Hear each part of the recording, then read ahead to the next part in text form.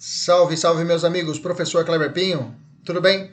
Vamos lá para uma aula super importante hoje de direito penal, vamos trabalhar a teoria do crime, ok? Que é um ponto essencial na matéria de direito penal, que realmente é a pessoa que domina a teoria do crime, ele vai dominar todo o direito penal, ok? Saúdo agora no início já os meus alunos, queridos alunos da mentoria, a turma de mentoria de polícia que estão assistindo essa aula com o nosso material, os nossos você que está assistindo nossa aula pelo YouTube, você que está ouvindo nosso podcast pelo Spotify ou outra mídia social, seja bem-vindo.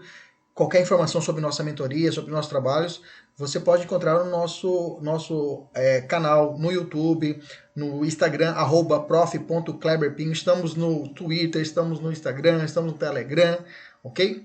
Qualquer coisa, só nos procurar. Vamos lá, vamos falar a respeito dessa matéria de hoje, começando com uma questão. Sempre a gente começa com uma questão, para que ao final da aula a gente tenha a capacidade de resolvê-la.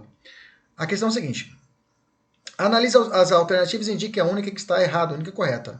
A redução da pena em virtude do arrependimento posterior aplica-se a todos os crimes, excepcionados apenas os cometidos com violência, ou seja, crime que não tem só crime com violência que será aplicado, aliás, exceto os crimes com violência. Então só aplica-se qualquer crime, mas os crimes que não têm violência, não se aplica o arrependimento posterior. É isso. Okay? Letra B. Não é isento de pena quem, por erro plenamente justificado pelas circunstâncias, supõe situação de fato que, se existisse, tornaria a ação legítima. Letra C. Durante um assalto a uma instituição bancária, Antônio e Francisco, gerentes do estabelecimento, são feitos reféns. Tendo ciência da condição deles, de gerentes, e da necessidade de que suas digitais fossem inseridas em determinado sistema para a abertura do cofre, os criminosos mantêm sob a ameaça de morte a esposa de Francisco. Exigem que este saia do banco levando a sacola de dinheiro juntamente com eles, enquanto apontam uma arma de fogo para os policiais que tentavam efetuar a prisão dos agentes. Francisco não responderá por ausência de tipicidade da sua conduta. Letra D. Não, na culpa consciente, o agente representa a possibilidade de ocorrer o resultado, mas não assume, melhor dizendo, o risco de produzi-lo, pois confia sinceramente que não ocorrerá. Já no dolo eventual, o resultado também é previsto, mas o agente assume o risco de sua produção. Letra E. Pedro está conduzindo a sua bicicleta em via pública e, em um momento de distração, acaba por abarroar Alexandre, causando-lhe lesões corporais. Diante do evento transcrito, é correto afirmar que a lesão corporal eventualmente praticada por Pedro possui caráter dolosa e, para que ele seja processado criminalmente, é imprescindível, ou seja, essencial, o oferecimento da representação por parte da vítima Alexandre. E aí, quais são os tópicos necessários para poder responder essa questão? Bom, temos que saber a diferença de dolo e culpa, temos que saber a diferença de situações de coação moral física e coação moral física, coação moral e coação física, ok? Temos que saber essa diferença. Temos que saber a diferença de culpa consciente e dolo eventual. Então vamos sobrevoar todo o fato típico, começando com ele, o fato típico. Primeiro, vamos entender, né? Qual é o conceito de crime hoje no Brasil, professor? Um conceito raso de crime é você dizer o seguinte: crime é todo fato típico, ilícito e culpável. Pronto, você já respondeu aí, você adotou uma corrente, né? Uma corrente chamada corrente tripartite, que é a corrente majoritária no Brasil, que realmente divide o crime nesse conceito chamado conceito analítico de crime. Por que analítico? Porque o crime é dividido nesses três pedaços, nessas três partes: fato típico, ilícito e culpável. Para que exista esse crime, é necessário essas três partes, também chamadas de três substratos do crime. Existe outra corrente minoritária que vai tratar que o crime que é uma corrente bipartite, fato típico, ok? E culpável, tá? Nesse caso, é uma outra corrente, mas a corrente que a gente não adotada, a corrente adotada majoritária é que é o fato típico, ilícito e culpável com teoria tripartite. Ok? Se falta um desses elementos, um desses substratos, tecnicamente não haverá o crime em si. Ok? Beleza? E guardar, é claro, suas devidas proporções. Vamos falar do primeiro substrato, que é o fato típico. O fato típico ele é formado por 4 elementos para os crimes materiais e 2 elementos para os crimes formais de mera conduta ou tentados. Para lá, pessoal. Então tem, como é que é? Crime material, formal e mera conduta. Primeiro de tudo, qual é a diferença de um para outro? Crime material, meus amigos, crime material é aquele que é o tipo penal que exige para sua consumação a produção de um resultado naturalístico. Ou seja, no homicídio, a morte da pessoa. No roubo, a inversão da posse, aplicando-se violência ou grave ameaça. No estupro, o constrangimento da pessoa com violência ou grave ameaça até com ela conjunção carnal. Então, nesses crimes, ocorre um resultado, o mundo naturalístico é alterado. Já os crimes formais, ou seja, é necessário um resultado para que exista o crime. Okay? Um resultado naturalístico. Já os crimes formais, o tipo penal, o crime, ele descreve uma conduta criminosa que pode causar um resultado naturalístico, mas não exige a realização deste. Vou te dar um exemplo. O crime de extorsão mediante sequestro, que está no artigo 159. O tipo penal, ele descreve uma conduta, ok? Uma conduta que é sequestro. E um resultado naturalístico externo da conduta, que é o recebimento do resgate, ok? Mas não exige para a consumação do crime o recebimento dessa segunda parte, ou seja, o recebimento do resgate. Ou seja, não é necessário o recebimento do dinheiro para que seja consumado o crime de extorsão mediante sequestro. Essa é a sacada do crime formal. O crime formal, ele se contenta só com a conduta do criminoso. Não se contenta, ele não exige o resultado naturalístico, digamos assim. Então ele prevê duas partes. Ele prevê a conduta e prevê um certo resultado que pode acontecer, mas se não acontecer, não tem problema que o crime já existiu. Mais ou menos assim. Crime de mera conduta é aquele que o tipo penal apresenta apenas uma conduta, né? Não traz nenhum tipo de resultado. Eu tenho um exemplo do artigo 14 do Estatuto do Desarmamento, que é o porte ilegal de arma de fogo. O tipo penal não prevê nenhum resultado naturalístico externo, ou seja, a conduta do sujeito. Ou seja, a mera conduta dele estar portando uma arma ilegalmente e a previsão na lei, ou seja, a tipicidade, está lá escrito que é crime, ele realizar isso, já é suficiente. Já é suficiente para a realização do crime. Então, para os crimes materiais, que são mais complexos, ele precisa de 4 elementos que compõem o fato típico. Então, o fato típico, lembra lá, fato típico, ilícito e culpável. Estamos estudando agora o fato típico. Para os crimes materiais, 4 elementos: conduta, nexo, tipicidade e resultado. Para os crimes formais, mera conduta ou tentados, que vamos falar mais à frente, conduta e tipicidade apenas. Conduta e tipicidade apenas. Beleza? Então vamos avançar. Vamos falar então da conduta, que é presente tanto nos crimes materiais como nos formais, de mera conduta e os tentados. A conduta, eu tenho aí pelo menos aí várias teorias a respeito da conduta, tá? Eu separei aqui 4 teorias básicas a respeito da conduta, que mostram muito bem essa evolução do direito penal. Eu vou dizer para você o doutrinador, o conceito e mais ou menos uma crítica a respeito dela, tá?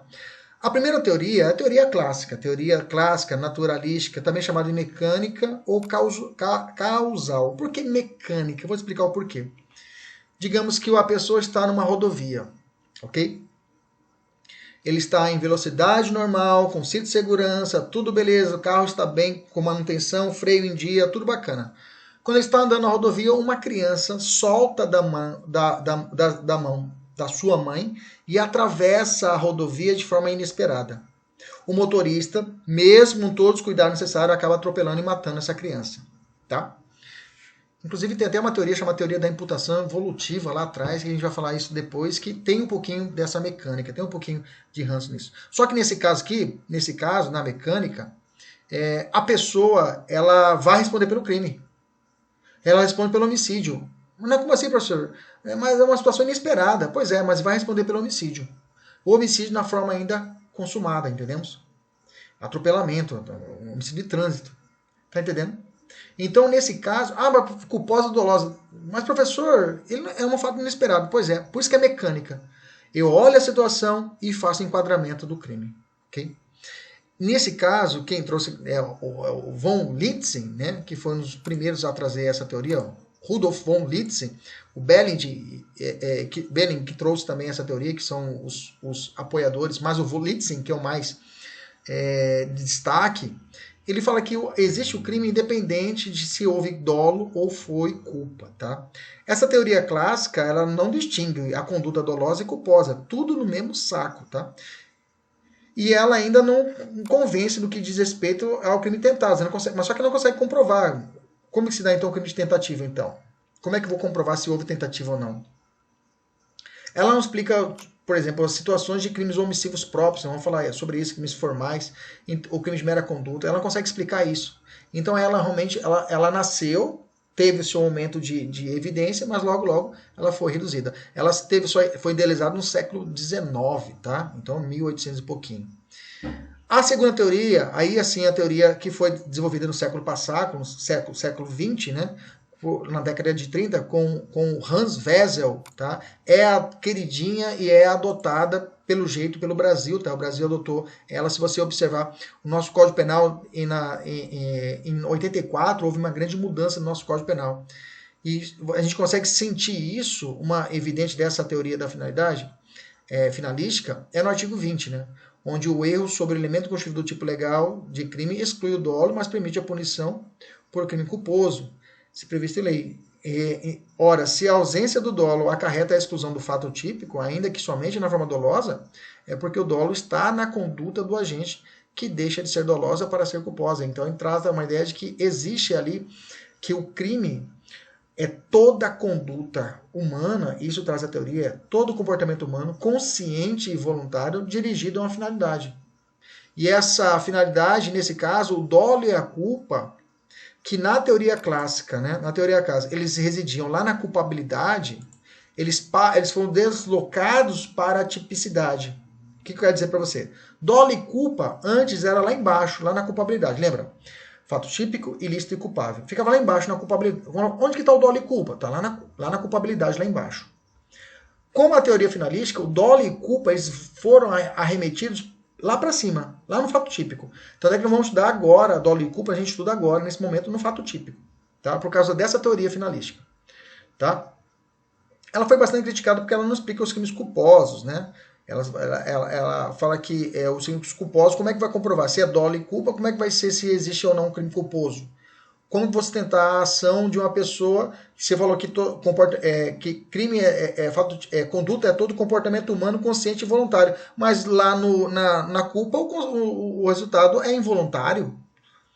A pessoa não quer o resultado, mas uma resposta a isso é que no crime culposo não incide na finalidade do agente, mas nos meios por ele escolhido para atingir a finalidade desejada. Então, ele vai escolher se a situação vai indicar se ele agiu por imprudência, negligência ou imperícia. Isso seria uma resposta a essa ideia de dizer que a teoria finalística não responde como se dá, então, o crime culposo, que o resultado naturalístico é involuntário, tá? Beleza, vamos acelerar um pouquinho, vamos passar mais. Aí tem duas teorias, mas essa teoria adotada no Brasil, a teoria finalística, vamos falar muito dela daqui para baixo. Teoria do funcionalismo teleológico ou de moderado de Klaus Oxin, ele vai tratar... Klaus Oxin, né, na década de 70, ele trouxe a ideia de que ele busca explorar a missão do direito penal buscando os fins, tá? A finalidade, que é o bem jurídico relevante, o bem jurídico, a proteção dos bens jurídicos. Tá? E para ele, para que exista, a divisão de crime é todo fato típico, ilícito e reprovável. Para ele tem que existir. A reprovabilidade faz parte, é um dos substratos do crime. Tá? A culpabilidade passa a ser apenas o limite da pena. Ele muda nessa estrutura que eu falei para vocês. Okay? Mas como eu disse para vocês, a teoria adotada é que o crime é todo fato típico, ilícito e culpável. Klaus Oxin, nessa teoria, nesse funcionalismo teleológico ou moderado, ele vai trazer que não é a culpabilidade, sim reprovabilidade. Beleza?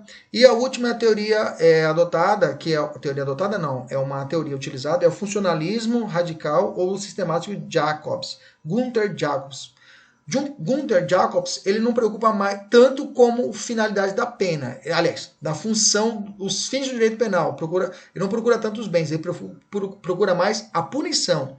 A finalidade dele é a punição, a pena em si, tá? Ele segue a teoria tripartida, tá? E a conduta será o comportamento humano voluntário causador de um resultado evitável, violador de sistemas frustrando as expectativas normativas. Ou seja, a pessoa que viola a norma penal, ela frustra. Ela é considerada uma pessoa, é um inimigo do Estado. Tá?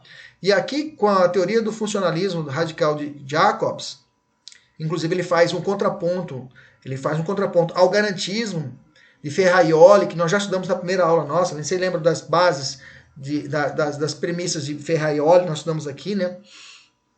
Então, nesse caso, o Jacobs ele faz esse contraponto. Tá? Ele fala que realmente o Estado ele deve punir com veemência todo aquele que ele vai subverter o Estado. Tá? Bacana, tranquilo, mas o que eu quis dizer, essa teorias são genéricas, tá? Essa aqui realmente pode cair para você numa prova mais aprofundada, principalmente uma parte dissertativa de Polícia Federal. Você pode introduzir o raciocínio da teoria finalística na sua prova, se for questionado a respeito disso. Quanto uma punição mais drástica, você pode trazer o funcionalismo radical de Jacobs também, mencionar que existe essa linha de raciocínio dele. Bacana? Então, essa parte introdutória que nós falamos agora serve bastante para uma fundamentação de uma peça numa questão de segunda fase. Bacana? Vamos evoluir, vamos falar o conceito de conduta. Então, conduta para agora provas objetivas, vamos colocar o pé no chão. Conduta é todo comportamento humano, consciente e voluntário, dirigido a uma determinada finalidade, ou seja, uma ação ou uma omissão. Bom, como eu disse a vocês no início da aula, a pegada é saber quando haverá uma excludente. Como eu poderia falar quais são os excludentes da conduta?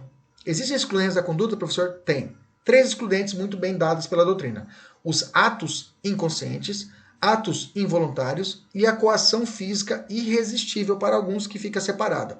Ato inconsciente, porque eu falo para você, conduta é todo comportamento humano consciente e voluntário. Se não existir a consciência, ou seja, se o ato for inconsciente, não há conduta. Por consequência, não há fato típico e, por consequência, não há o quê? O crime. Esse é o raciocínio. É um castelo de cartas. Como eu disse, se eu puxar uma peça, o castelo todo cai. Atos inconscientes, professor, me dá exemplo. Movimentos praticados por estado de sonambulismo. Se a prova falar que a pessoa estava sonâmbula e foi lá cometer um crime, eu tenho uma excludente de conduta por um ato inconsciente. A hipnose, o desmaio, as crises epiléticas, estado de coma, todos esses são atos inconscientes, ok?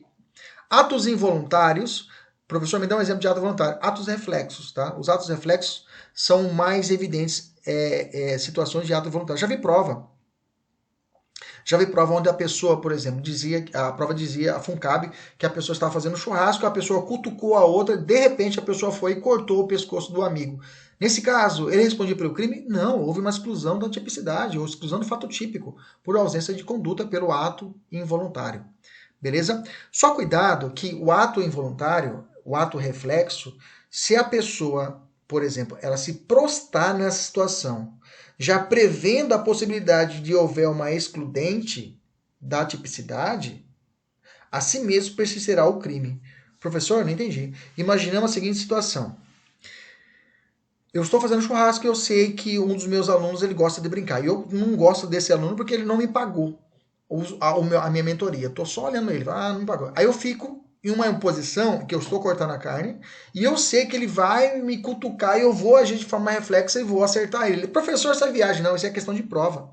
Se ele me cutucar e eu de repente girar e cortar o pescoço dele, realmente, quando eu me coloquei nessa situação para conseguir uma excludente de tipicidade, para me conseguir ser absorvido, mas meu ânimo era matá-lo, a gente chama isso de teoria da acto libera in causa.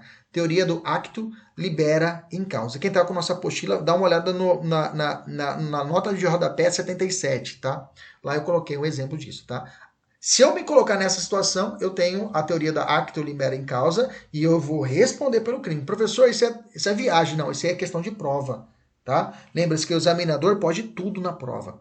Bacana? Na prática, realmente vai ser mais difícil acontecer, mas fique esperto. Bacana, vamos lá, vamos evoluir. Eu tenho a coação física irresistível, gente. Não posso confundir, a coação física irresistível está aqui, no fato típico. Vamos de novo, quais são os elementos do crime, ou substratos? Fato típico, ilícito e culpável. Culpável está lá embaixo, bacana? A coação física irresistível, ela está no platô do fato típico. A irmã dela, a coação moral irresistível, está lá embaixo. Está lá na culpabilidade. Ela vai excluir a culpabilidade. A coação física. Por exemplo, a pessoa é amarrada de tal forma e aí o sequestrador põe o braço direito solto e força com o dedo para que ele puxe o gatilho e mate o seu amigo. Aqui eu tenho uma coação física. Normalmente nas provas vão falar assim, Mariazinha, singela menina, corpo frágil, foi dominada por André, muito forte, e forçou que Mariazinha tirasse a vida do seu pai. Aí, coação física normalmente vai cair nessa história. Coação moral, que exclui a culpabilidade, está lá embaixo, é outra coisa, é a chantagem.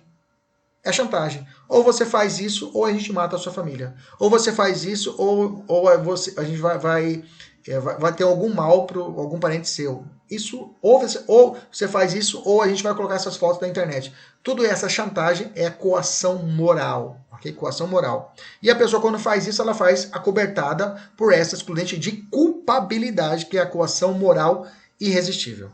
Ok?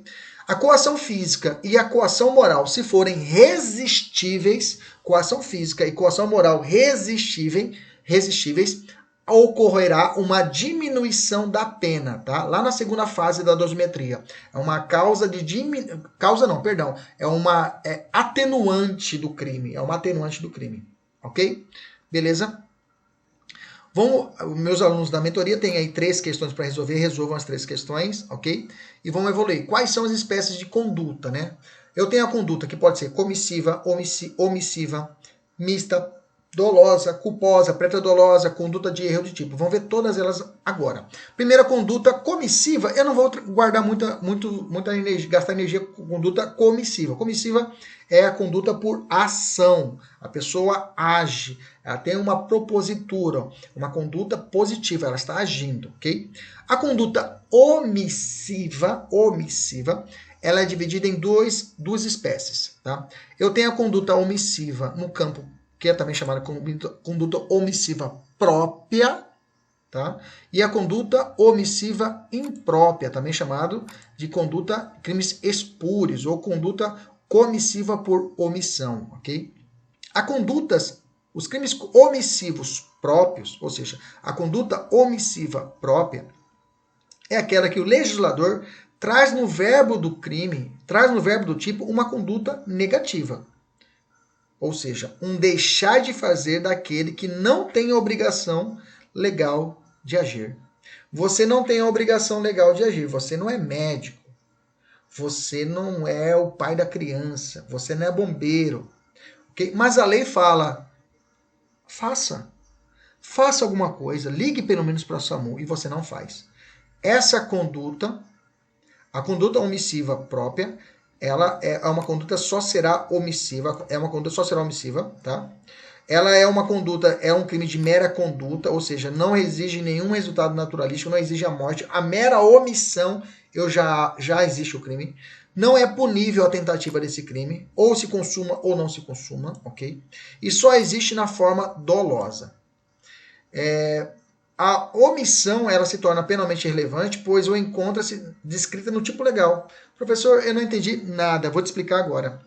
Imaginamos a seguinte hipótese. Imagina aí, você que não é de Cuiabá, nós temos aqui ao lado de Cuiabá, nós temos aqui a Chapada dos Guimarães, né, que é um santuário ecológico a 70 quilômetros aqui de Cuiabá. E aí eu pego a minha família, estou deslocando para Chapada, para passar um final de semana em Chapada. Estou na rodovia Emanuel Pinheiro, que é a Emanuel nossa, que é a rodovia nossa, em velocidade normal, tudo beleza, no meu carro, tudo tranquilo. Estou deslocando para lá. De repente eu vejo um acidente na estrada e no canteiro eu vejo uma criança acidentada. Beleza? Eu olho para a criança e falo, nossa, eu sou advogado, sou professor, não sou médico. Mas eu olho, nossa, a criança está acidentada. E foi embora. Não dou nem atenção. Sendo que o celular dava sinal, dava para poder parar e fazer ali um isolamento, mas não fiz. Eu ajo de forma dolosa. Mesmo que seja um dolo, digamos assim, um dolo porque eu fui embora porque eu quis. Entendeu? Não é eu não queria, não, eu fui embora porque eu quis. A conduta é dolosa. Tipo, por que você não parou? Eu parei porque eu não quis. Eu quis ir embora. Nesse caso, em tese, eu estarei cometendo um crime do artigo 135. Crime de omissão de socorro. Não tinha risco à minha vida. Eu poderia, eu não sou médico, mas então eu poderia avisar alguém, as autoridades, para poder realizar o fato e ali salvar a criança. É claro, você não sai, a polícia não sai procurando quem comete o crime, mas em tese eu cometi omissão de socorro, cometi um crime doloso, cometi um crime omissivo próprio, porque eu não tenho o dever legal de cuidar dessa criança, mas a lei me colocou uma conduta. Ela trouxe para mim, eu deixei de fazer o que a lei falou, faça, Kleber. Eu cometi o crime. De outro lado, os crimes omissivos impróprios, preste atenção, é diferente. Aqui, a pessoa, ela tem um dever legal. Mesmo que não, se não foi ela que causou o resultado, mas ela tem um dever legal e ela responde pelo ato, se ela se omitir. Vou te explicar. Primeiro de tudo, gente, a conduta aqui é por ação, ela fala crimes omissivo, mas na verdade é uma ação dessa pessoa. O crime exige um resultado naturalístico, ou seja, um crime material, não é um crime de mera conduta como é o crime omissivo próprio. Aqui esse crime admite tentativa. Professor, não estou entendendo, vou te explicar. E ainda, olha só que interessante, o crime ele pode ser doloso ou culposo. Pronto, professor, agora lascou. Tudo é a mesma coisa. Crime omissivo não é crime culposo? Não confunda. A conduta omissiva nos crimes omissivos impróprios pode ser dolosa ou pode ser culposa. Professor, não entendi, vou te explicar. Nos crimes omissivos impróprios, eu tenho um dever legal. A lei fala, você tem que cuidar do seu filho, Kleber. Você tem que alimentá-lo. Você tem que zelar pela proteção dele. E imagina uma seguinte situação. Uma mãe, isso aconteceu aqui na capital, no Mato Grosso. A mulher estava saindo numa fase de abstinência de drogas e realmente estava alucinada. E a filha dela de 2 anos começou, 2 anos, 1 ano, começou a chorar de fome. Ela puxou uma cadeira, sentou de frente da criança e disse: você vai morrer e vai morrer de fome. Eu não vou te dar nada.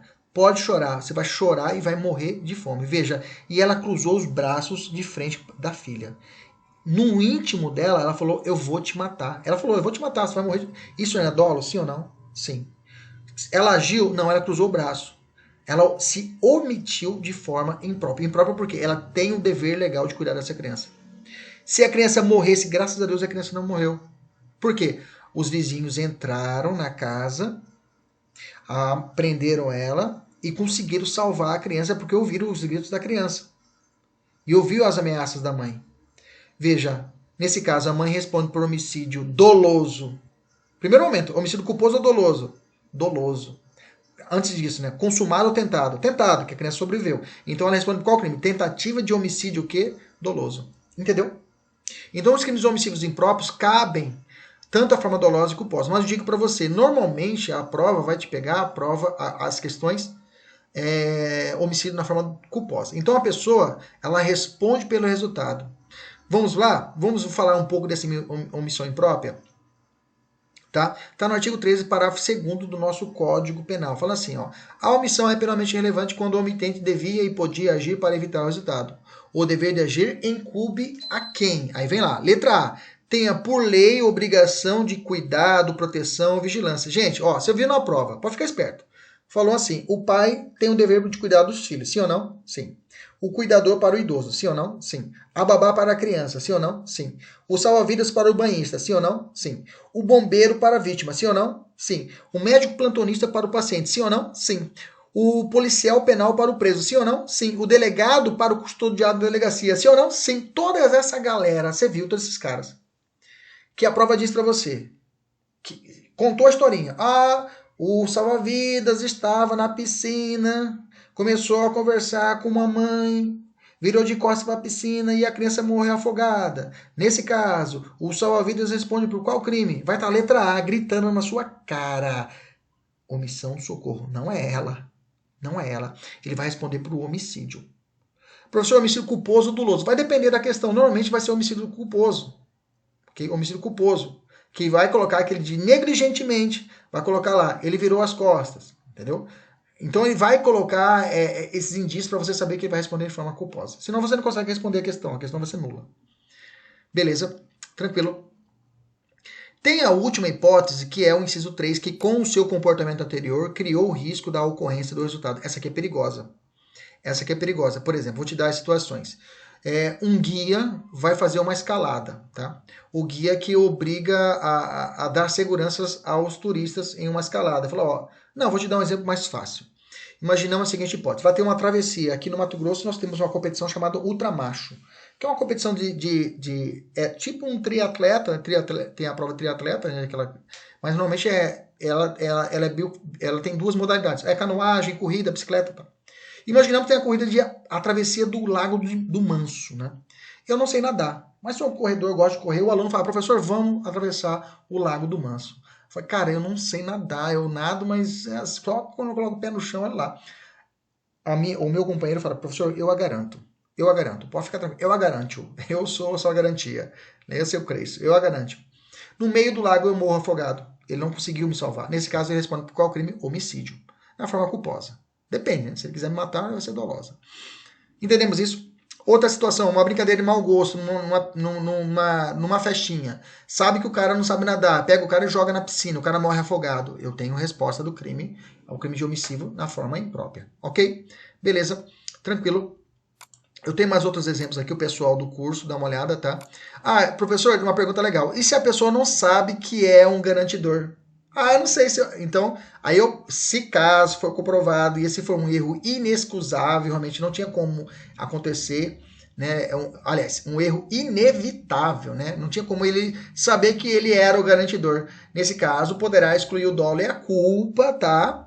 E eles chamam isso de erro de tipo mandamental. Professor, o que é isso? Erro, dolo e culpa? Calma, nós vamos ver mais para frente. Mas guarda esse erro de tipo mandamental, tá? Beleza? Aí eu tenho uma questão aqui. Pedrinho, 17 anos, afoga Marcelinho, de 12 anos, na piscina enquanto o salva-vidas ficava observando o celular e nada faz. Nesse caso, somente Pedrinho será responsabilizado? Não, tá? O salva-vidas também responde. Veja, não foi quem afogou foi o Pedrinho que afogou Marcelinho. Não é ele que responde só? Não, o salva-vidas também responde. Mas não foi ele, professor, não tem nexo. Quem a pegou e afogou foi o Pedrinho. Só Pedrinho deve responder. Pois é, mas o direito penal chama isso de nexo causal normativo. Nexo causal normativo é dizer que, mesmo que faticamente não seja ele que enforcou o Pedrinho na piscina, normativamente, ou seja, na lei, já existe essa obrigação e ele tem que responder por isso. Ok? Beleza? Então fique atento ao nexo normativo, nexo causal normativo. Beleza? Já falei, condutas mistas, né? Eu falei da conduta omissiva, própria e imprópria. Existem condutas mistas, professor, que tem a conduta comissiva, que o senhor falou que é a ação, e a conduta omissiva. Existem condutas misturadas, uma ação e omissão junta? Tem. 169, parágrafo único, inciso 2, trata do crime de apropriação de coisa achada. Aquela ditado, como que é? Achado não é roubado, quem perdeu é relaxado. Já viu isso? Quando a criança a gente falava isso, né? Achado não é roubado, quem perdeu é relaxado. Isso é desculpa de criminoso, isso é crime. Isso é crime, fala pro seu filho, isso é crime. Achar coisa alheia perdida e reapropriar é crime. Olha só o 69 ensina, só que seu filho é assim. Parágrafo 2º, parágrafo único, inciso 2. Fala assim o crime. Quem acha coisa alheia perdida e dela se apropria. O que é isso? Ação. A conduta comissiva. Vírgula. Total ou parcialmente, deixando de restituí-la ao dono ou legítimo possuidor. Deixou, conduta o quê? Omissiva. Ou entregar à autoridade competente, omissiva. Dentro do prazo de 15 dias. Veja, uma conduta mista, onde eu tenho comissão e omissão. Beleza? Conduta dolosa. Vamos falar de dolo e culpa. Bom, existem 3 teorias que tratam da conduta dolosa. Teoria da vontade, teoria do assentimento e teoria da representação, tá? Qual é adotada no Código Penal? 2. A teoria da vontade e a teoria do assentimento. O Código Penal, artigo 18, inciso 1, fala assim: de ser o crime doloso quando o agente quis o resultado. Quando ele quis o resultado, estou agindo da teoria da vontade, ou a chamada também teoria do dolo direto. Ok? E continua o Código Penal. Ou assume o risco de produzir. Quando ele assume o risco de produzir, está adotando o quê? Uma outra teoria, que é o dolo indireto, no viés dolo eventual. Beleza? Bacana. Então tem duas teorias, cuidado, tá? Eu deixei... existe uma doutrina avançada que vai tratar sobre algumas espécies de dolo, né? O dolo colorido, eu tenho dolo por fato típico. Então dá uma olhada aqui no nosso material, se você puder entrar no nosso YouTube depois, dá uma olhada lá, tem um trechinho que eu fiz sobre um comentário sobre dolo em umas questões mais avançadas, ok? Beleza? Maravilha. Vamos evoluir. Quais são as espécies de dolo direto? Eu tenho o dolo direto, né? Que eu falei que o dolo pode ser de dolo direto ou dolo indireto no viés eventual. Mas vamos lá, dolo direto. Dolo direto é quando ele quis o resultado, ele quer o resultado. Subdivide em 3 espécies de dolo direto. Eu tenho dolo direto de primeiro grau, dolo direto de segundo grau e dolo direto de terceiro grau. Dolo direto de primeiro grau é quando a pessoa A efetua e mata B, com vontade de matar, entendeu? Ele age de forma consciente e voluntária e mata B. Dolo direto de primeiro grau. Dolo direto de segundo grau também é chamado dolo de consequências necessárias.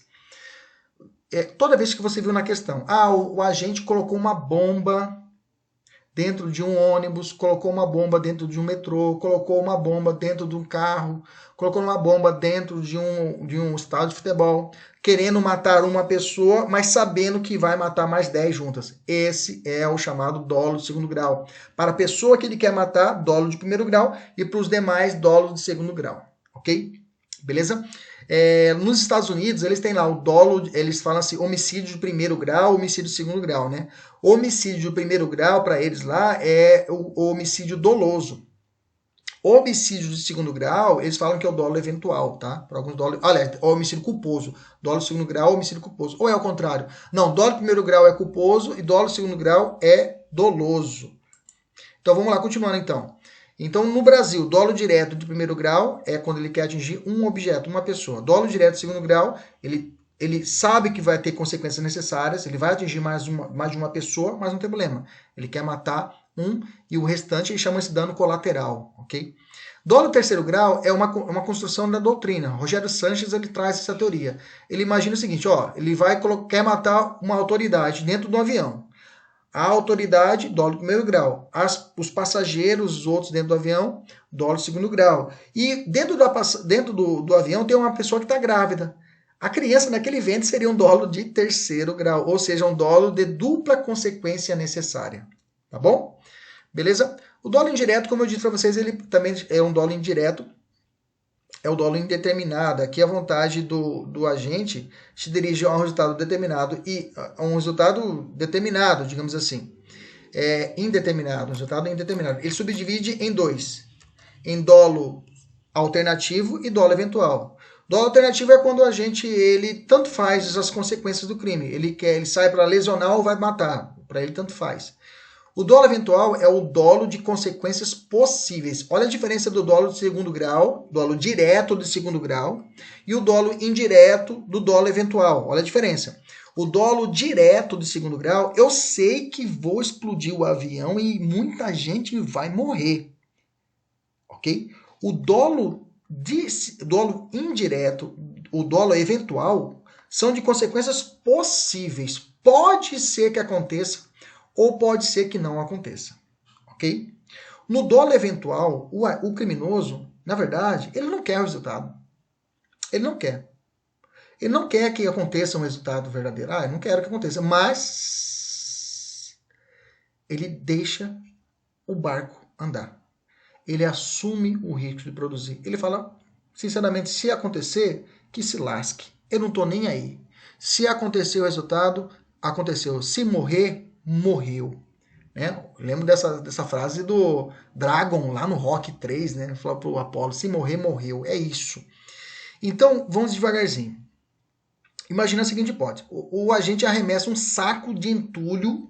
Você tá entendendo? Eu tô fazendo reforma no meu apartamento. Descasquei a parede, juntei um entulho, tá? Tem quase uns 2 quilos. Moro no 10º andar, mas eu não moro aqui no térreo, né? Mas moro no 10º andar. E de lá eu vou mirar lá na caçamba. E vou mirando. A esposa fala, você tá louco? Você tá louco? Se você soltar daí, pode ser que acerte alguém lá e você vai matar a pessoa. O morador fala, olha, eu não tô nem aí. Se matar alguém, eu não quero acertar ninguém, mas se eu acertar alguém, Eu não tô nem aí. Que se lasque. E ele solta. E ele acerta alguém. Nesse caso, ele responde por homicídio na forma o quê? Dolosa. Ok? Beleza? Tranquilo? Tem uma diferença. Qual a diferença, então, professor, entre a culpa consciente e o dolo eventual? Na culpa consciente, vou voltar, o dolo. O dolo eventual, ele fala, ele não quer o resultado, mas assume o risco de produzir. Bacana? Na culpa consciente, ele não quer o resultado, mas ele não assume. Eu não quero que isso aconteça. Uma pergunta muito intrigante na doutrina, e já chegou isso no Supremo, né? O STJ também já tem posicionamento quanto a isso, é a respeito do acidente de trânsito, né? E aí, embriaguez ao volante, sozinha, de per si, já configuraria a existência do dolo eventual? Ou seja, o cara bebeu e saiu para dirigir, matou alguém, só essa minha fala, ele responde por dolo eventual ou por crime culposo? Por muito tempo, o Supremo já mudou o posicionamento quanto a isso, o STJ também já mudou, e aí eles chegaram a uma seguinte conclusão. Isso é o posicionamento majoritário do Supremo. Ele fala o seguinte, ó, não é súmula, é posicionamento, mas ele chega ao seguinte, olha, o dolo, só o fato dele beber e dirigir, automaticamente não gera o dolo eventual. É necessário que tenha somado alguns outros requisitos. Por exemplo, ele bebeu, está dirigindo em alta velocidade, bebeu, está tirando racha, por exemplo, bebeu, está fazendo manobras radicais, bebeu, está cruzando sinais vermelhos, né? Bebeu, está fazendo zigue-zague na rua, mas tirando fina das pessoas, entendeu? Então, somado a embriaguez a essas outras condições, aí eu poderei enquadrar o dolo eventual. Mas a embriaguez do volante sozinha, de per si, não teríamos o dolo eventual. Tem posicionamento contrário dentro do Supremo? Tem, mas a majoritária entendimento é esse hoje, ok? A doutrina também trata disso. A conduta culposa, vamos falar sobre a conduta culposa. A respeito do dolo, está aqui embaixo, tá? Eu coloquei mais alguns dolos, dolo híbrido, dolo de ímpeto, dolo colorido, dolo de propósito ou refletido, dolo enantiomórfico, tá? Dá uma olhada no nosso material, no nosso YouTube, você vai olhar lá essa parte do dolo, dá um pause lá e copia se você quiser, ou depois conversa com a gente. Nossos alunos da mentoria, eu quero que para e dá uma lida nesse ponto agora, por favor. Conduta culposa, vamos lá, conduta culposa. O pessoal da mentoria já passou aqui várias questões, né, gente? Essas questões em laranja é para você fazer agora, tá? Você dá o pause, vocês já sabem, já faz essa questão. Os alunos da mentoria, no bloco da nossa matéria, tem várias questões e tem que estar fazendo bloco a bloco. Conduta culposa, professor. Quando é que tem um crime culposo? Vamos lá, crime culposo.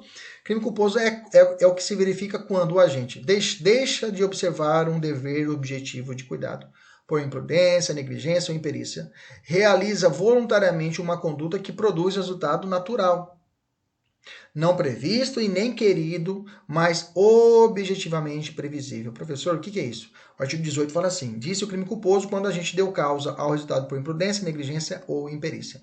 Vamos entender, vamos fatiar. Quais são os elementos do crime culposo? Primeiro, uma conduta voluntária, tá?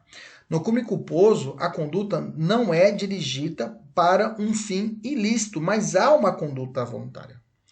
A partir do momento que a pessoa está dirigindo o carro de forma imprudente, acima do limite de velocidade, há uma conduta voluntária. Está de forma voluntariamente dirigindo. Ele possui a consciência e a vontade de praticar a conduta de agir e dirigir em alta velocidade, mas ele não possui a finalidade de produzir um resultado danoso. Essa é uma conduta voluntária. Isso é um requisito do crime culposo. Se caso não existir uma conduta voluntária, se for um ato involuntário, não tem crime. Estão comigo?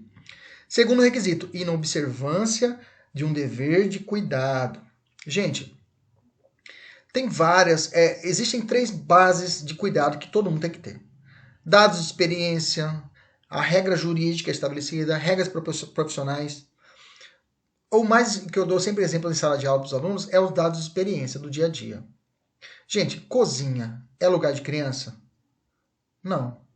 Você tem criança em casa, você vai fritar um peixe, o cabo da frigideira fica para fora do fogão ou fica para dentro do fogão? Para dentro do fogão. Você é policial, você vai deixar a sua pistola carregada, ok? Olha, municiada e carregada, dado golpe de segurança com uma bala na agulha, bala não, né? Munição na agulha? Não. Então, esses são dados de experiências básicos que você tem que ter esse cuidado. O juiz pergunta, parceiro, como que você deu o álcool para seu filho acender a churrasqueira? Qualquer pessoa de razão média não faria o que você fez. É uma dada de experiência que todo mundo tem desde criança, criança não pode mexer com fogo. Tá entendendo? Além disso, por exemplo, outro dever de cuidado que as pessoas quebram e levam ao homicídio culposo ou lesão corporal culposa.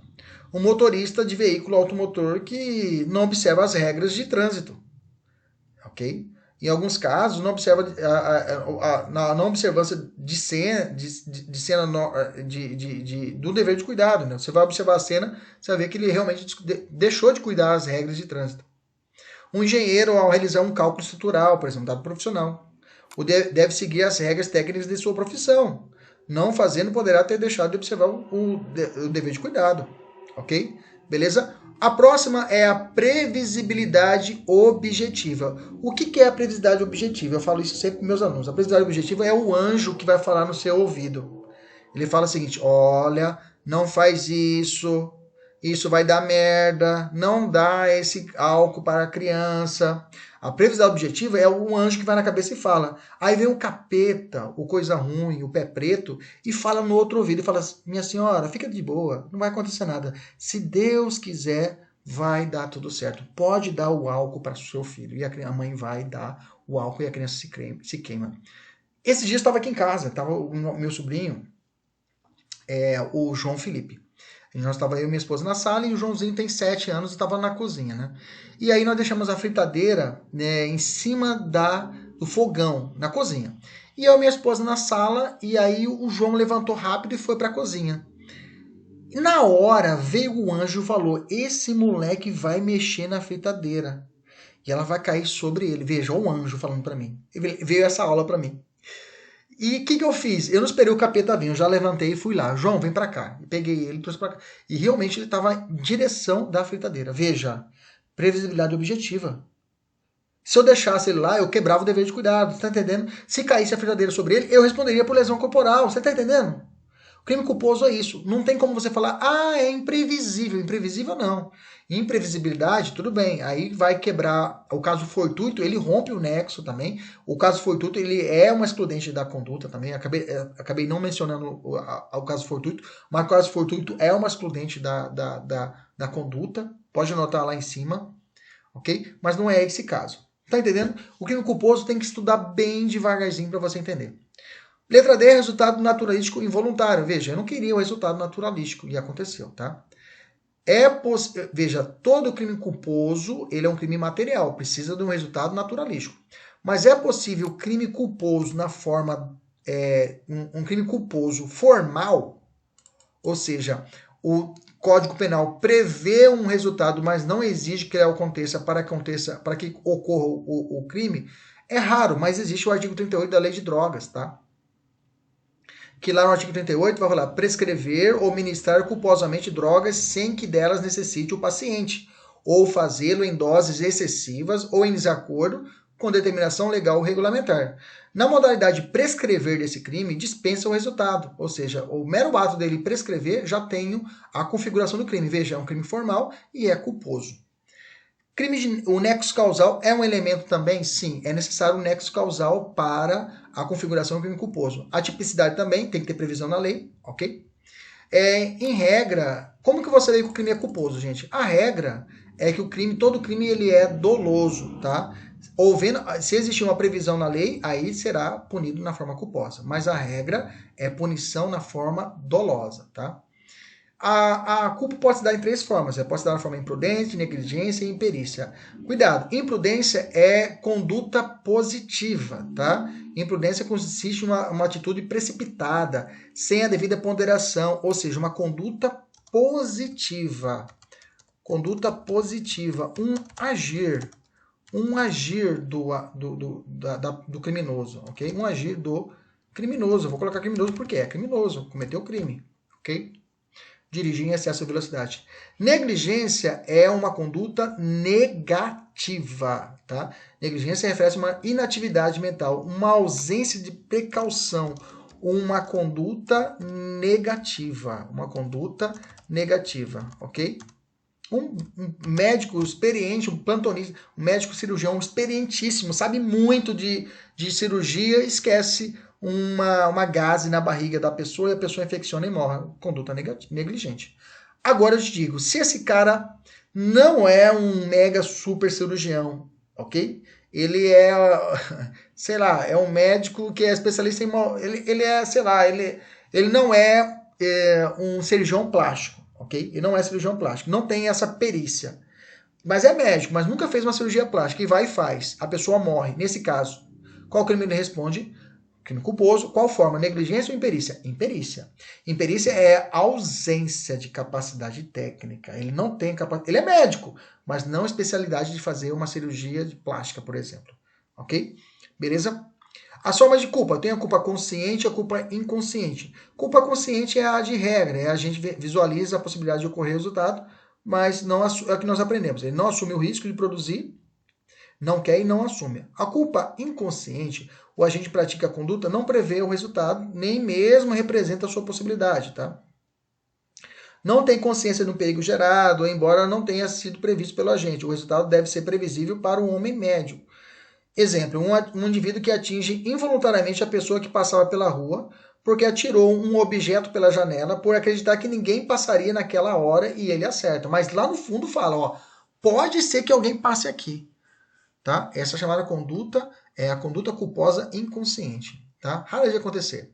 Agora tem duas importantes aqui, a culpa própria e a culpa imprópria. A culpa imprópria, tá?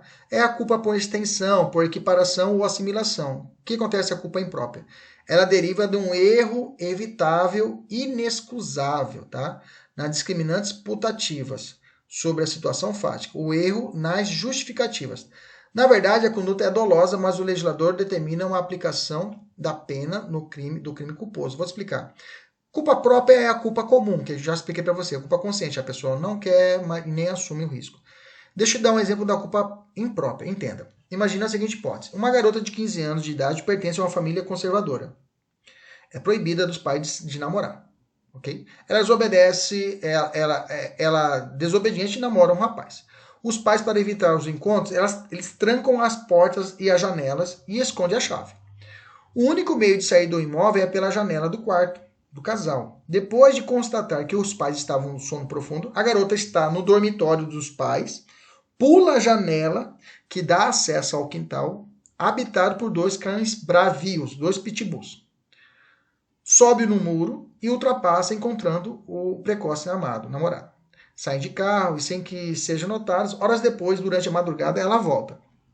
Ela pula o muro de volta, passa pelos cachorros. Veja, se passou pelo cachorro, se fosse uma pessoa desconhecida, o cachorro ia latir. Vocês estão comigo? Beleza? Vamos continuar. Ela ingressa na casa. Já dentro da casa, dentro do dormitório do seu pai, ele é um militar reformado, nota a presença do vulto com um corpo franzino e cabelos compridos e ordena a sua parada. Para! Como a sua determinação não é cumprida, ele persegue o vulto e contra ele efetua 6 certeiros disparos da arma de fogo e o corpo cai ao solo. Ele acende a luz, nota que a sua filha foi alvejada, mas está viva. A descrição retrata um típico caso de culpa imprópria.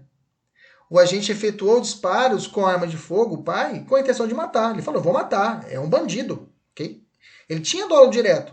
Ele agiu, contudo, com um erro de tipo evitável, quanto à licitude do fato, pois foi imprudente. Nesse caso foi imprudente. Podia ter, ele devia ter pensado, lá, entrou dentro da minha casa, o cachorro não latiu, é porque alguém de casa, você está entendendo? Então, por isso que o erro do tipo dele é evitável. Evitável, ele poderia saber isso. Poderia ter sido mais cauteloso, já que o vulto não trouxe qualquer ameaça. O silêncio dos cachorros somente poderia ser pessoa da casa, então ele se excedeu. Veja, o erro era evitável. Nesse caso, ele responde por homicídio culposo, mesmo com dolo, mesmo que ele atirou para matar. Okay? Porque para o direito penal, nesse caso, ocorreu uma discriminante putativa. Bacana. O artigo 20 fala isso. Lá no final da aula a gente vai voltar, artigo 20, parágrafo 1º, no final da aula de hoje a gente vai voltar a falar sobre isso. Bom, deixa eu falar de crime préter-doloso. Já falei crime doloso, já falei crime culposo, deixa eu falar de crime préter-doloso. Crime préter-doloso é a somatória das condutas dolosas e culposas. Crime préter-doloso é quando eu tenho um dolo no antecedente, na primeira ação, e uma culpa no consequente. Por exemplo, a pessoa tem a vontade de lesionar, ele lesiona com ânimos, com dolo, mas a pessoa morre. Mas ele não queria que a pessoa morresse. Age com culpa no resultado.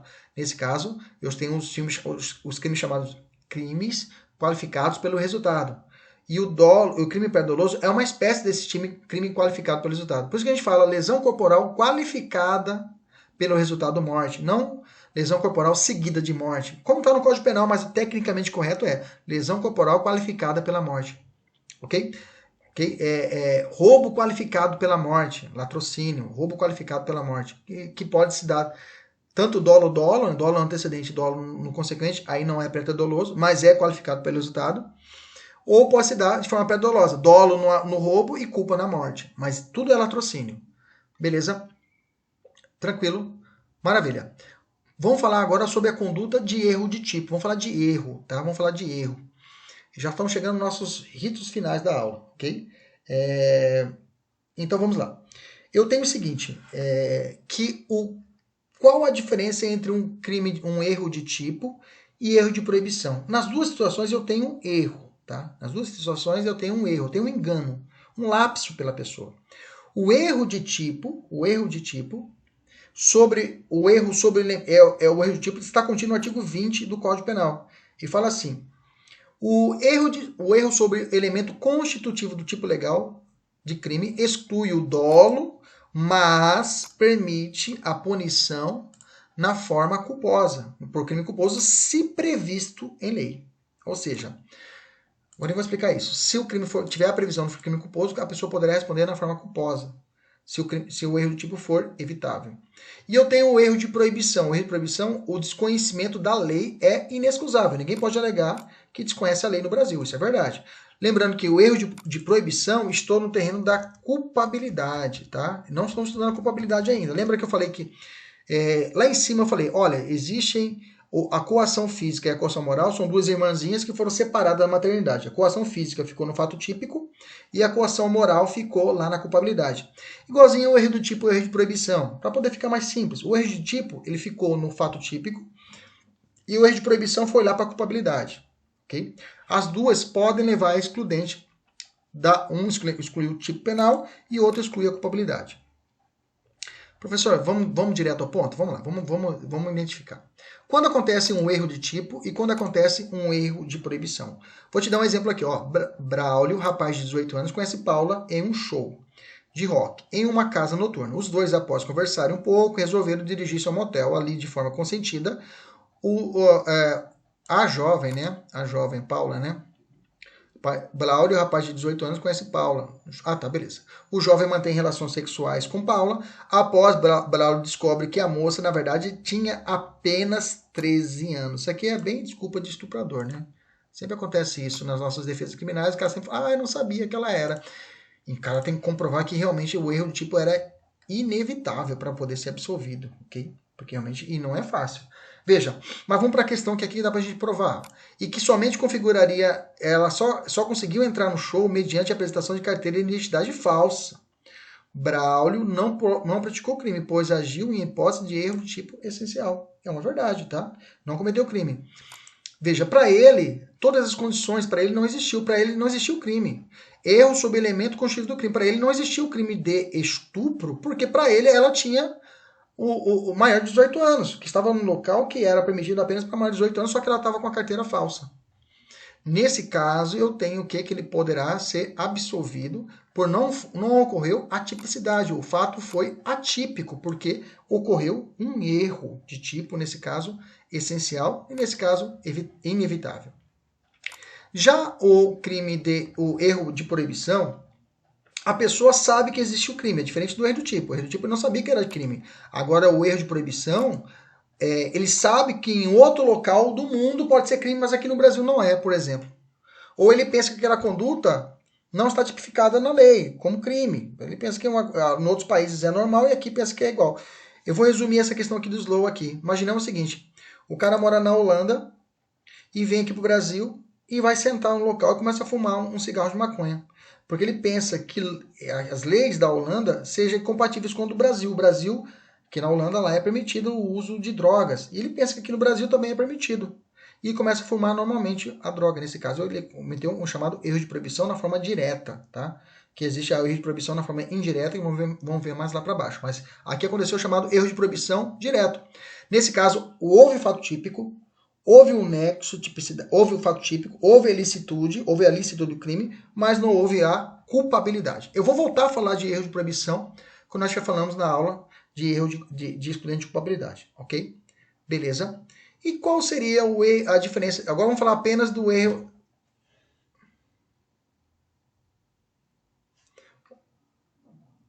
Vamos lá então. Qual seria a diferença então de um erro de tipo inevitável, erro de tipo essencial, ok? Erro de tipo essencial, evitável para o inevitável. Vamos ver a diferença. Então já vamos falar, ó.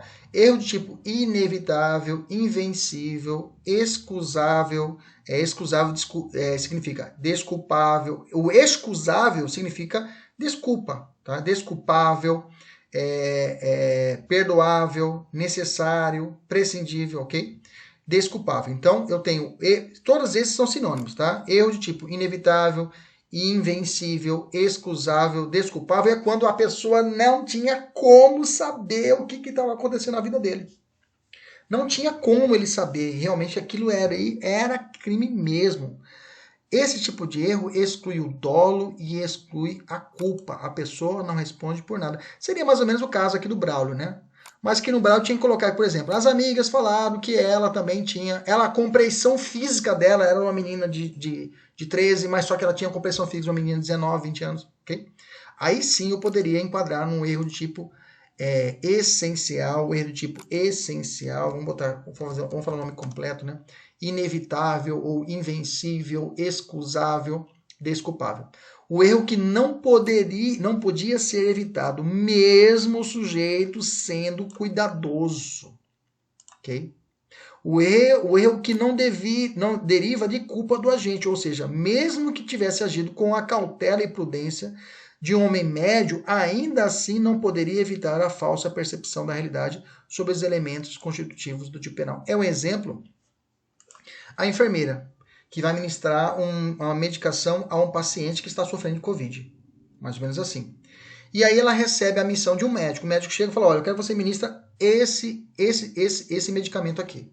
Ela olha, é esse medicamento? É, doutor, pode ir lá. Ela vai e aplica e a pessoa morre.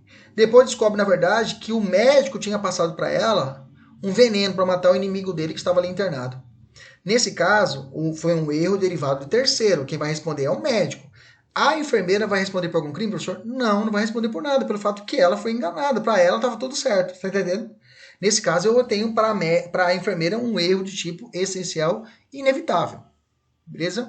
Mas alguns vão perguntar, mas professor, mas se a cor do veneno fosse uma cor realmente diferente da medicação que essa pessoa recebia? Ela recebe a medicação todo dia transparente. Chega um líquido vermelho e ela recebe a situação, recebe do médico. Veja, nesse caso, ela poderia ser mais precavida e perguntar para o médico, médico, que remédio que é esse? Pera lá, que negócio que é esse? Tá diferente esse negócio. Por que você quer que eu ministre esse médico? Entendeu? Ela poderia ter uma certa cautela. Então, mas ela vai e ministra e fala, se Deus quiser, nada vai acontecer. Opa, lembra lá a precisidade objetiva? Ela responde da forma o quê? Culposa. Porque existe o crime culposo para o homicídio. Entendeu? Então, esse erro é o que poderia ser evitado, tá? Eu já coloquei aqui embaixo no rodapé, eu coloquei algumas correntes a respeito disso, tá?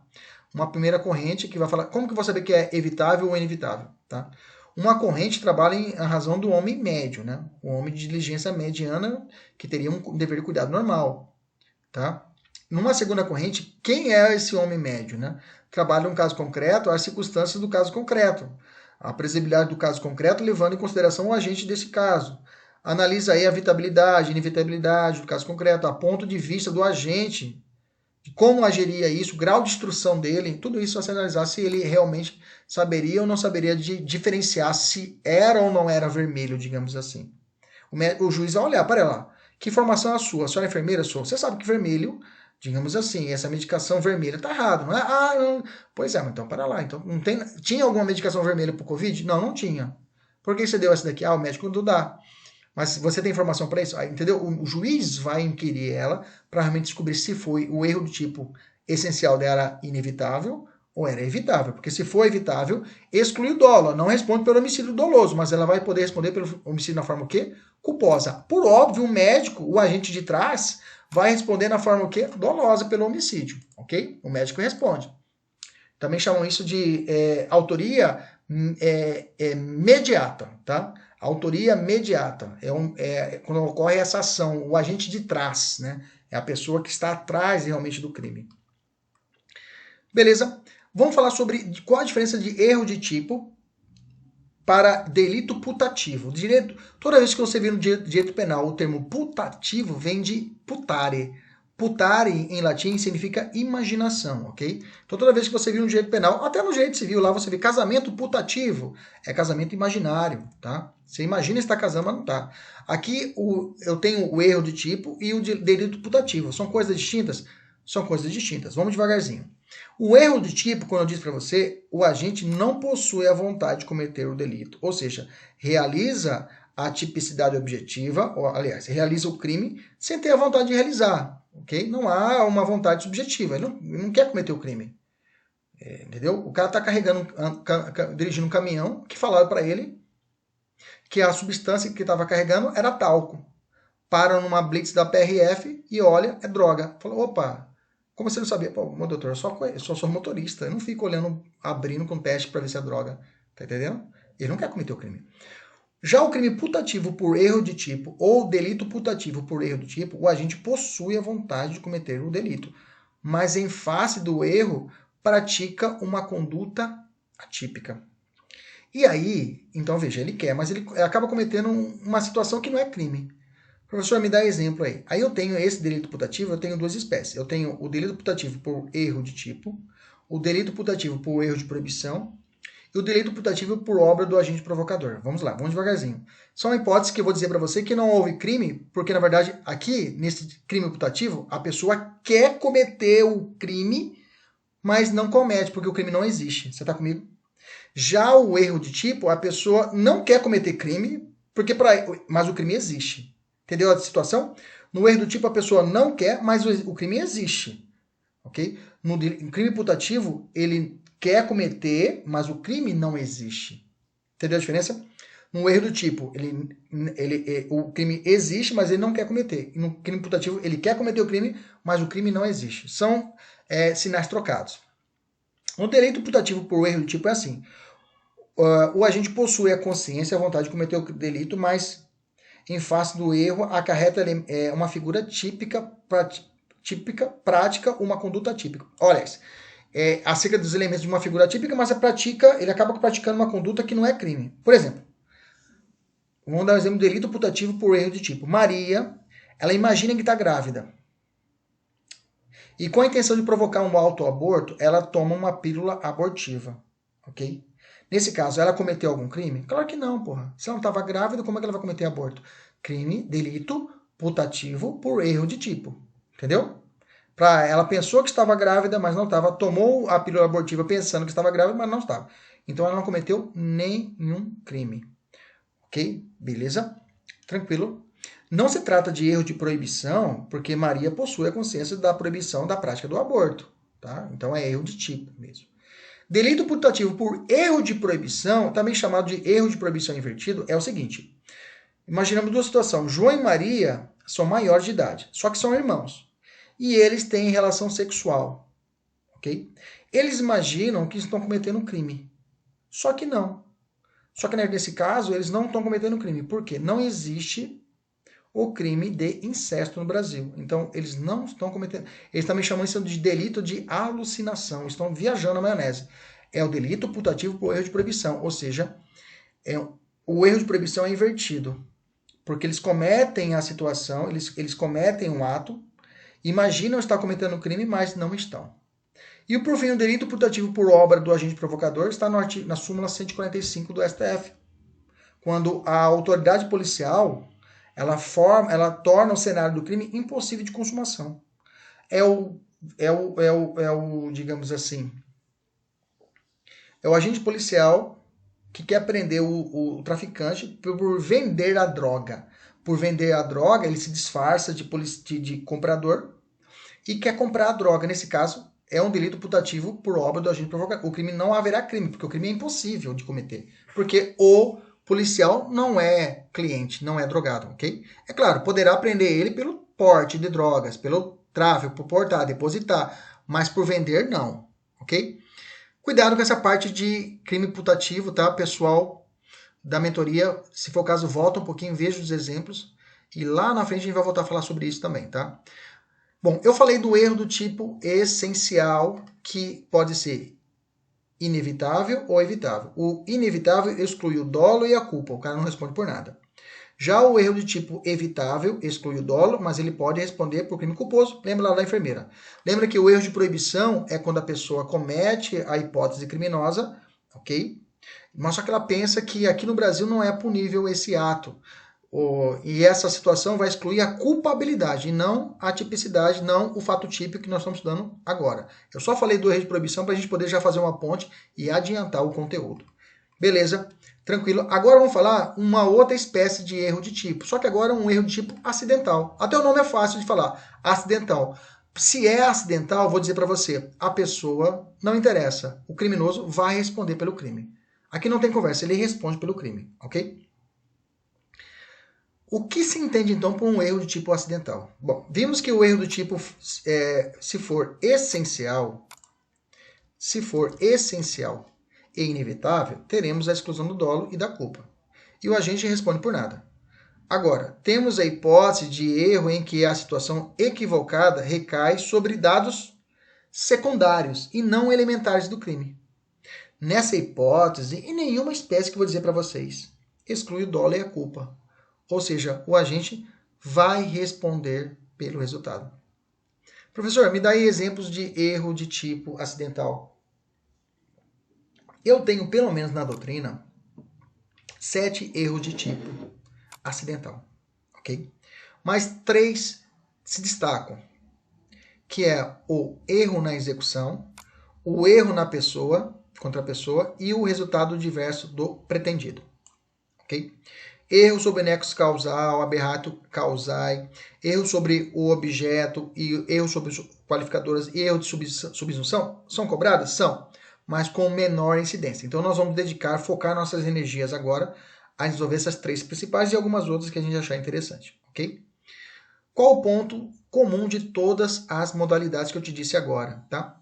O agente ele vai responder de qualquer forma pelo resultado. Vamos falar do primeiro, vamos falar do erro resultado diverso do pretendido, ou também chamado de aberratio delicti ou aberratio criminis. Professor, eu não falo latim, professor. Eu tenho que aprender latim para falar, para estudar, para passar nos concursos públicos. Gente, o direito penal e o processo penal ele tem essa chatice, tá? Eles ainda e as provas, as bancas ainda cobram os termos latinos, tá? Então nós temos que conhecer os termos em latim, mas são poucos, tá? Não é muita coisa, então dá pra gente decorar. Então, aberratio ou aberratio é erro. Aberratio delicti, né? Erro é error em latim, né? Aberratio delicti é erro na execução, é erro do delito. Aberratio criminis é erro quanto ao crime cometido. Então eu tenho o seguinte, o artigo 74 do Código Penal fala assim, vamos falar sobre o resultado diverso do pretendido. Fala assim, fora dos casos do artigo anterior está falando erro na execução. Quando por acidente ou erro na execução do crime sobrevém resultado diverso do pretendido, o agente responde por culpa, grifa aí, no 70, grifa, responde por culpa. Se o fato é previsto como crime culposo, se não for previsto, não responde por nada. Se ocorre também o resultado pretendido, aplica-se a regra do artigo 70. Vamos traduzir. Aqui o agente deseja cometer um crime, mas por erro acaba cometendo outro crime. Por isso que eu falo erro nos crimes. Aqui é um erro de crime para crime. Vamos devagarzinho. Vou te dar um exemplo. Pedro atira uma pedra contra uma vidraça. Ele foi numa churrascaria, o pessoal tratou mal ele pegou uma pedra e arremessou com ódio na vidraça. Ele quer quebrar a vidraça. Quando ele arremessa na vidraça, ele quer cometer qual crime? Crime de dano. Okay? Só que por uma infelicidade, a pedra bate no vidro, não quebra o vidro e acerta uma pessoa. Beleza? A questão para bem aqui. Não. A questão vai e diz que essa pessoa sofreu uma lesão. Ponto. Só isso. Jogou a pedra no vidro, o vidro não quebrou e acertou uma pessoa e a pessoa sofreu uma lesão corporal. Pode procurar na alternativa assim. Pedro responde apenas pela lesão corporal culposa. Ponto. É essa que você vai marcar. Só isso, só isso. Não, mas não responde pela tentativa de... Não. Somente pelo crime culposo que ele causou. Vocês estão comigo? Repetindo, jogou a pedra, acertou a pedra, não quebrou a vidraça, bateu na cabeça da pessoa e a pessoa sofreu... se a pessoa morrer, beleza, procura lá, Pedro responde pelo homicídio culposo. Acabou. Beleza? Professor, maravilha. Show de bola. E cai muito assim. Mas, professor, e se a vidraça quebrar também e ela acertar a cabeça da pessoa e a pessoa morrer? Vamos lá. Nesse caso, eu vou para o artigo 70 do Código Penal. O Código Penal tem o artigo 70. O artigo 70 vai tratar do concurso formal de crimes. O que é concurso formal de crime? Gente, toda vez que você vê uma questão em que o criminoso, em uma só tacada, em uma só ação, uma só tacada, pô, ele deu 2 resultados ou mais, é concurso formal. É concurso formal. Entendeu? Nós não estudamos ainda concurso de crimes, mas essa informação é o suficiente, tá? Tem dosagem da pena, tudo certinho. Nós já falamos também na aula passada sobre isso, tá? Beleza? Tranquilo? Então eu posso dizer que o resultado adverso pretendido tem 2 espécies. Uma espécie é a primeira que eu te disse, quando ele acerta a vidraça, não quebra a vidraça e acerta a pessoa. Eles chamam isso de resultado adverso pretendido, ok? Na execução com unidade de... Opa, execução não, tá errado aqui. Resultado adverso... sim. Resultado adverso pretendido na execução com unidade simples. Isso. Ok? Unidade simples. Unidade simples quando acerta só um bem. O agente que deseja quebrar a vidraça e acerta a pessoa, beleza? Quando ele acerta os dois, eles vão chamar de erro na execução com unidade complexa, ok? Erro na execução não. Erro quanto ao resultado diverso do pretendido na execução com unidade complexa, ok? Unidade complexa, mais de um bem atingido. E aí, como é que fica, professor? Como é que faz essa conta? Por exemplo, o agente acerta a vidraça e o transeunte, e a pessoa que estava aí passando. Nessa hipótese, determina a aplicação do 70, caput, parágrafo 1º do Código Penal, que é o concurso formal próprio ou perfeito. Assim, o juiz deve utilizar a pena do crime mais grave, aumentando-a, ou seja, exasperando de 1/6 até a metade.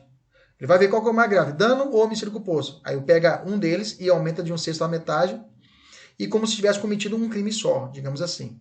O percentual varia de acordo com o número de crimes produzidos a título de culpa, ok? Tem um negócio chamado concurso material, como que é? Concurso material benéfico, concurso formal benéfico. A gente vai ver mais à frente a respeito disso. Quando o concurso material for, quando a somatória, o concurso formal for pior, eu uso o parágrafo único do artigo 69, salvo engano. Beleza? Deixa eu falar diferente. Então, fechamos resultado diverso pretendido, ok? Vamos falar de erro contra a pessoa e erro na execução. O erro contra a pessoa, até o nome fala, é muito simples. Está no artigo 20, parágrafo 3º do Código Penal. E o erro na execução está no artigo 73, tá? Vamos ver aqui embaixo já no exemplo, para você entender. Olha só. No erro quanto à pessoa, o agente confunde o alvo. Pessoas físicas parecidas, por exemplo. Silhueta da pessoa leva a confundir. O agente fala, puta que pariu. Não, eu falei, puta que os pariu. Eu pensava que era a pessoa que queria atingir. Consequência, responde por todas as consequências da vítima que imaginava ter acertado. Professor, não entendi. Erro contra a pessoa quer dizer o seguinte. Abreu quer matar a esposa, pois não aceita a separação. Bom, essa é uma receita de bolo para o quê? Crime de violência doméstica, feminicídio. Abreu quer matar. Aguarda ela chegar pelos fundos da casa. Vê um vulto e imagina ser ela. Ok? atira e mata de forma enganada. Ela enganada o seu cunhado. Em vez de matar ela, ele matou o cunhado. Você está comigo? Nesse caso, Abreu vai responder por feminicídio. Ele responde por quem ele queria. Você está entendendo? Professor, deixa eu perguntar. Se ele matasse a sogra, pensando que era... Errou, matasse a sogra. A sogra tem 80 anos. Quando mata uma sogra... Aliás, quando mata uma pessoa acima de 70 anos, tem um aumento de pena? Tem. Beleza. Nesse caso, ele queria matar a esposa, mas matou a sogra. Mas a sogra tem essa idade maior. Aplica-se, nesse caso, o feminicídio mais a idade da sogra, o agravante? Não. Eu esqueço essa vítima real. Eu esqueço ela. Se ele acertasse uma criança menor de 14 anos, mesma coisa, eu esqueço ela. E o que vai interessar realmente é quem ele queria matar. Ele vai responder apenas por feminicídio. No erro na execução, a diferença é o seguinte. Ele vê a pessoa, olha só, Abreu quer matar a esposa, pois não aceita a separação. Aguarda ela chegar pelos fundos da casa, olha e vê ela chegando. Aqui não tem dúvida. Diferente do erro no erro quanto à pessoa. No erro na execução, não tem dúvida. Não tem dúvidas e atira. Ocorre que no exato momento, a vizinha abraça a sua esposa para se despedir e é atingida pelo disparo. Ele responde por qual crime? Abreu responde por feminicídio. Ele vai responder porque a vontade e o ânimo que ele queria. Entendemos isso? Sim ou não com força? Maravilha.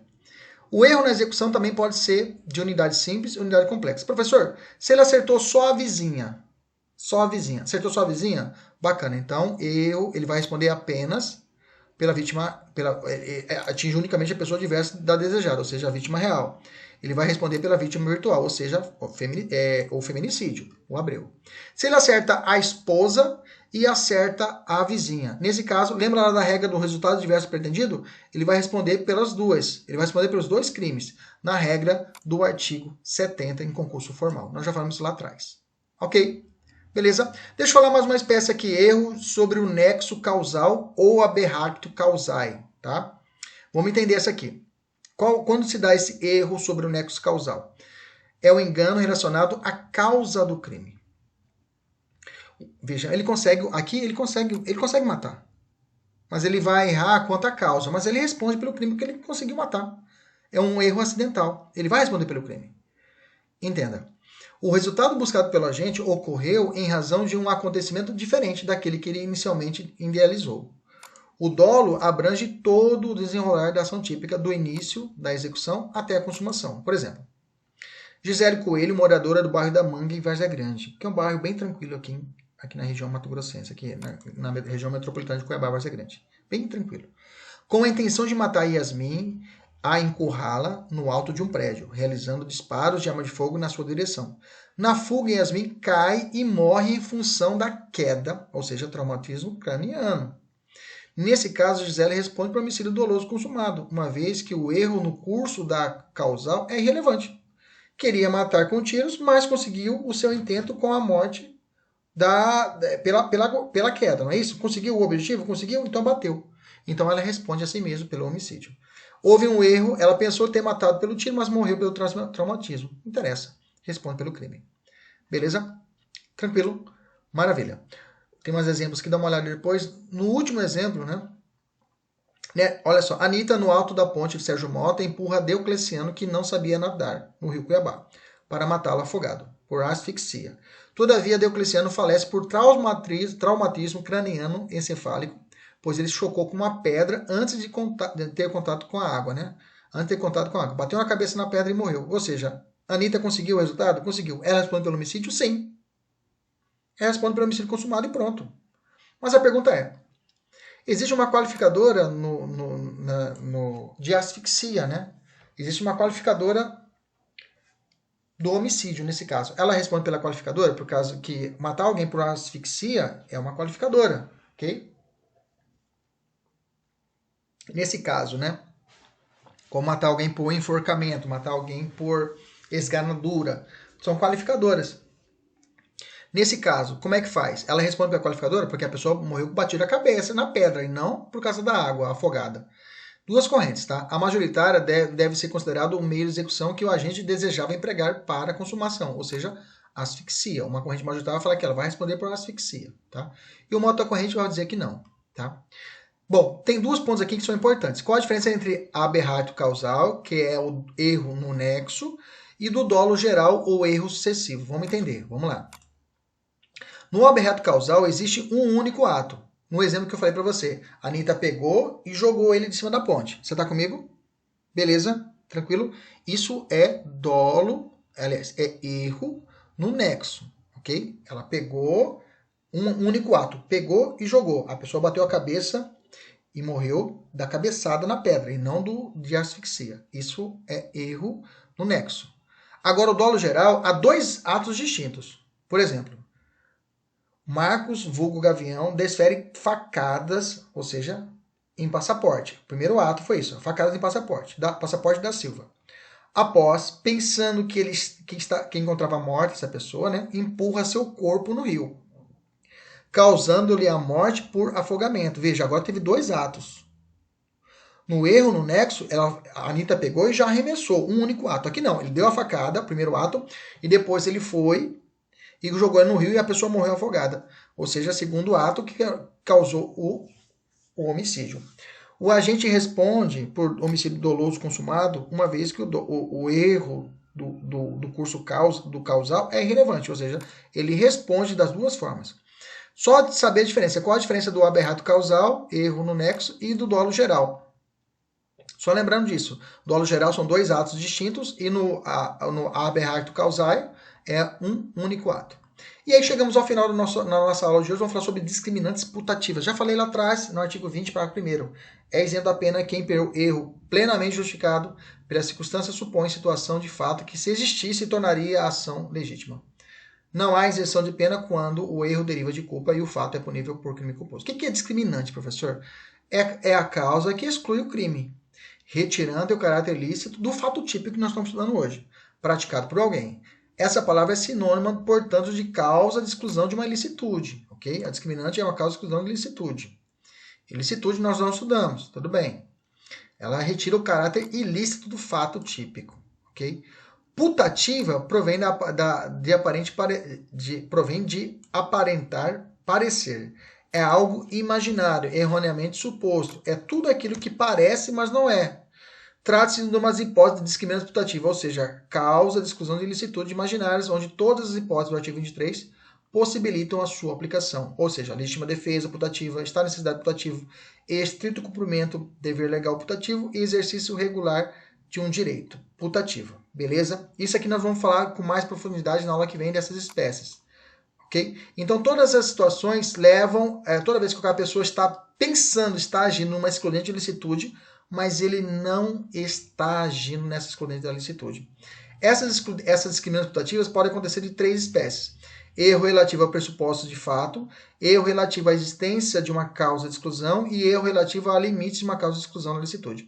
Eu já vou jogar aqui embaixo na tabela, que vai ficar mais fácil para nós entendermos. Ó.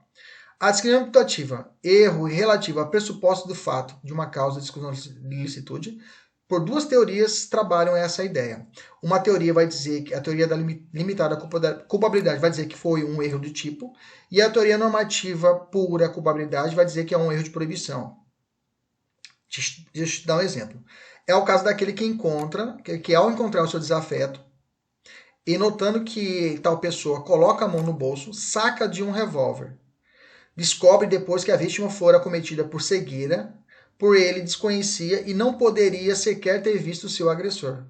Ausente, portanto, o requisito da legítima defesa, qual seja a agressão injusta. Mas a pessoa imagina estar agindo nessa situação. A gente chama isso de legítima defesa putativa. Para alguns, uma teoria limitada vai dizer que houve um erro de tipo e vai excluir a tipicidade. E para uma outra teoria vai trazer o que houve um erro de proibição. Beleza? Aí vai depender, aqui seria mais uma questão mais dissertativa, para você dissertar e apontar as duas teorias que tratam disso. Mas já vi prova trazendo com a legítima defesa putativa, somente o CESP, falando que ela é um erro de tipo. Ok? Aqui embaixo eu tenho a situação do erro de tipo, erro relativo à existência de causa de exclusão de ilicitude, tá? Imagina-se um sujeito que depois de encontrar a mulher com a amante, ele vai e mata o amante e a esposa. Ele acredita estar agindo numa legítima defesa da honra, tá? As duas teorias, tanto a teoria da limitada culpabilidade e a teoria extremada, vão dizer que essa hipótese é de erro de proibição indireto, ok? E a última é quando o exemplo fazendeiro que reputa adequado matar toda e qualquer pessoa que invada a sua propriedade. Nesse caso, é um excesso um excesso nessa defesa da sua terra. Nesse caso, eu também tenho duas situações de erro de proibição. Beleza? Tranquilo? Aula que vem a gente vai falar mais sobre culpabilidade e a gente vai aprofundar novamente nesse assunto. Vamos tentar responder a questão que nós nos propomos no início da aula? Vamos lá. A redução da pena em virtude do arrependimento... nós não estudamos arrependimento posterior, mas vamos matar aqui. A redução da pena em virtude do arrependimento posterior aplica-se a todos os crimes, excepcionados apenas os cometidos com violência? Não, os crimes cometidos com violência ou grave ameaça não se aplica o arrependimento posterior que está contido no artigo 16. O artigo 16 fala quando a pessoa consuma o crime, já existe a consumação, ok? E o crime que esse crime não é de menor... aliás, esse crime não é violento e nem trata de uma grave ameaça à pessoa. Não é violência, trata de grave ameaça à pessoa. E ele devolve o bem ou restitui a coisa até antes do oferecimento da denúncia. Até o oferecimento da denúncia, ele poderá ter a pena reduzida, ok? É uma causa de diminuição da pena, está lá contido no artigo 16 do Código Penal, que nós vamos ver a aula que vem, ok? Letra B, não é isento de pena quem por erro plenamente justificado, acabamos de ler que é isento de pena, né? Tá errado. Durante assalto, lembra do gerente que tem a esposa ameaçada de morte se ele não cometer os atos dentro do banco? Nesse caso, a coação é moral e não coação física. A coação moral exclui a culpabilidade e não tipicidade, como está na questão. Está errada a letra C. A letra D, Pedro está conduzindo a bicicleta em via pública e em um momento de distração acaba atingindo. Distração, eu tenho o quê? Culpa. Nesse caso, eu tenho um crime culposo e não doloso. A alternativa correta é a letra E está errada, a letra D é a correta. Na culpa consciente, o agente representa a possibilidade de ocorrer o resultado, mas não assume o risco de produzi-lo, pois confia sinceramente que não ocorrerá. Já no dolo eventual, o resultado também é previsto, mas o agente assume o risco de produzir. Letra D é a correta. Agora, nossos alunos da mentoria têm 10 questões para resolver. Estou aguardando o resultado dessas 10 questões pelo WhatsApp, se você acertou, se você errou, para que possamos tirar as dúvidas. Nossos alunos do YouTube, um obrigado, até a próxima. Pessoal do Spotify, continuem nos seguindo. E eu digo a vocês, é estudar que os caminhos se abrem. Fique com Deus e até a próxima. E se Deus quiser, e Ele sempre quer. Tchau, tchau.